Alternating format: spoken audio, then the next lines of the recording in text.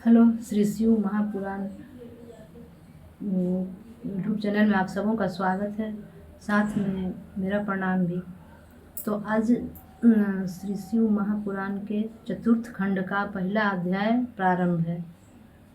तो पहला अध्याय प्रारंभ करने से पहले अपने शिव गुरु की स्तुति कर लेती हूँ, फिर आगे की कथा सुनती हूँ।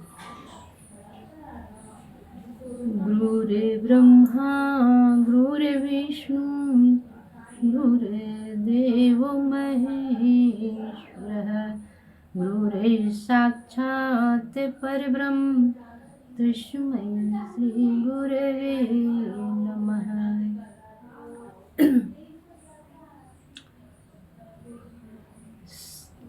श्री शिव पुराण भाषा चतुर्थ खंड पहला अध्याय। इतनी कथा सुनकर शौनक जी बोले, हे सूत जी, नारद जी ने शिव जी के विवाह का वर्णन सुनकर ब्रह्मा जी से फिर क्या पूछा? सूत जी ने कहा, नारद जी ने ब्रह्मा जी से पूछा, हे पिता, मैं समस्त संसार में भ्रमण करता रहा, परंतु शिव जी का तत्व भेद न जान सका। फिर विष्णु जी के कथनानुसार मैंने आपकी सेवा में पहुंचकर थोड़ा सा शिव जी का चरित्र सुना, तो मन को अच्छी तरह से धैर्य प्राप्त हुआ तथा इस बात का पूरा विश्वास हो गया कि शिव जी का चरित्र संसार के लिए बहुत ही आनंद एवं मंगलदायक है।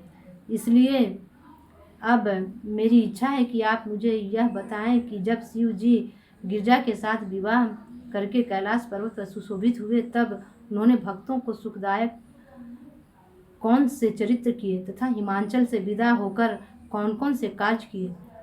आप मुझे तारक दैत्य का वध,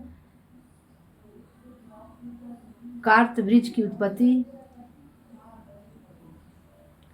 तथा त्रिपुरासुर का प्रकट होना आदि सब कथा सुनाइए, क्योंकि तीनों लोकों में आपसे अधिक कोई सैव नहीं है और न कोई शिव जी के चरित्र के विषय में जानने वाला है। यह सुनकर ब्रह्मा जी अत्यंत प्रसन्न हुए तथा शिव जी के परमानंद में विभोर हो गए। कुछ देर के पश्चात ब्रह्मा जी ने कहा, हे पुत्र, मुझे विश्वास है कि तुम्हारे हृदय में शिव जी विराजमान हैं।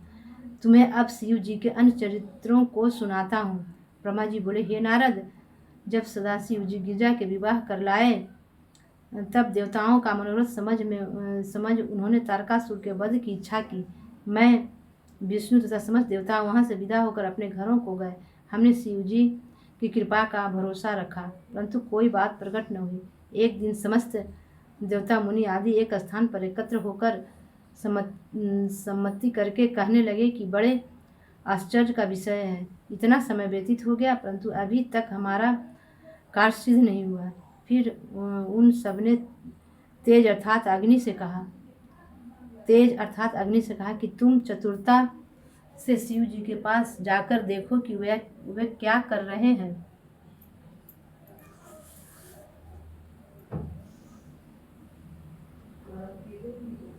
अग्नि देवता यह आदेश पाकर वहां से विदा होकर कपोत का स्वरूप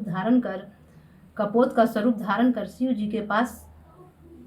जी के निवास स्थान पर पहुँचे। फिर मैं तथा विष्णु जी भी सब देवताओं के साथ कैलाश पर्वत पर गए।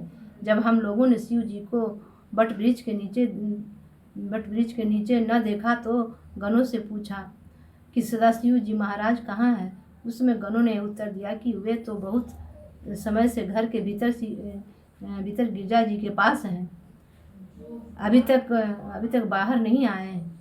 यह सुनकर विष्णु जी, मैं तथा देवता आदि सदाशिव जी के भवन के द्वार पर गए तथा उच्च स्वर से पुनः पुकारा।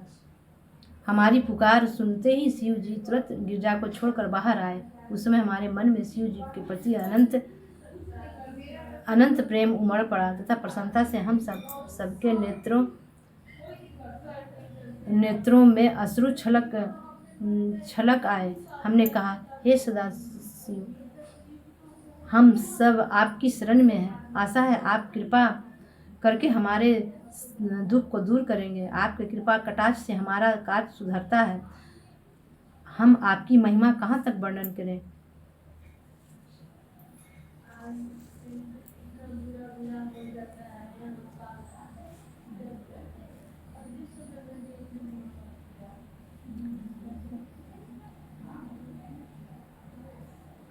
आपकी महिमा नारद सारद श्रेष्ठ तथा वेद कहकर थक जाते हैं। आप भक्ति एवं तप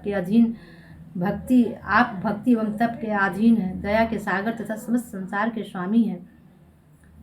उसका वर्णन करने की कोई आवश्यकता नहीं। आप हमारी ओर दया दृष्टि क्यों नहीं करते? हम सब आपकी शरण में हैं। आप केवल हम भक्तों के उपकार के लिए सगुण स्वरूप धारण करते हैं। मैं तथा विष्णु जी आदि इस प्रकार स्तुति करके शिव जी के आगे मस्तक झुकाकर खड़े हो गए। आज की वाणी मैं अपने शिव गुरु के चरणों में विराम देती हूँ। फिर से अगले पाठ अगले एपिसोड में।